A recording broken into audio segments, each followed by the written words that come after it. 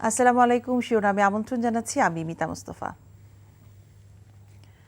ফ্যাসিবাদের পুনর্বাসন ঠেকাতে এবং শিক্ষা প্রতিষ্ঠানে চলমান অস্থিরতা নিরসনের লক্ষ্যে ফ্যাসিবাদ বিরোধী সকল ছাত্র সংগঠনের সমন্বয়ে আজ থেকে আগামী এক সপ্তাহ জাতীয় ছাত্র সংহতি সপ্তাহ পালনের ঘোষণা দেওয়া হয়েছে। সোমবার রাতে রাজধানীর বাংলা মোটরে বৈষম্য বিরোধী ছাত্র আন্দোলনের নির্বাহী কমিটির সাথে ছাত্র সংগঠনগুলোর বৈঠক শেষে এই কর্মসূচির ঘোষণা করেন আহ্বায়ক হাসনাত আবদুল্লাহ। তিনি জানান, এই কর্মসূচির আওতায় সকল ক্যাম্পাসে ফ্যাসিবাদ বিরোধী একতার বার্তা পৌঁছানো হবে। বলেন, ফ্যাসিবাদের মূল উৎপাটনে সকলকে ঐক্যবদ্ধ থাকতে হবে।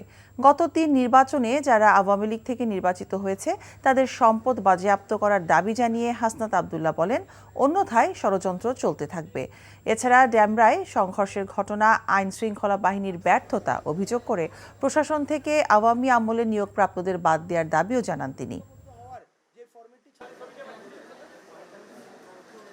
ঐক্যবদ্ধ হওয়ার জন্য একতার বার্তা নিয়ে আমরা বৈষম্য বিরোধী ছাত্র আন্দোলন সকল রাজনৈতিক ক্যাম্পাস কেন্দ্রিক এবং সকল রাজনৈতিক যেই দল রয়েছে, ফ্যাসিবাদ বিরোধী যে শক্তিগুলো রয়েছে, ছাত্র সংগঠনগুলো রয়েছে, তাদের ঐক্যমত্যের ভিত্তিতে আমরা সিদ্ধান্ত পৌঁছেছি আগামী এক সপ্তাহ আমরা জাতীয় ছাত্র সংহতি সপ্তাহ ঘোষণা করছি। শিরোনাম এইটুকুই। এই খবরের ভিডিও সহ আপডেট জানতে ভিজিট করুন এনটিভি অনলাইন www.ntvbd.com। এছাড়াও এনটিভির জনপ্রিয় সব অনুষ্ঠান ও খবরের আপডেট জানতে ভিজিট করুন আমাদের ইউটিউব ও ভেরিফাইড ফেসবুক পেজ। 12টার মধ্যাহ্নে খবর দেখার আমন্ত্রণ রইল। সবাইকে ধন্যবাদ।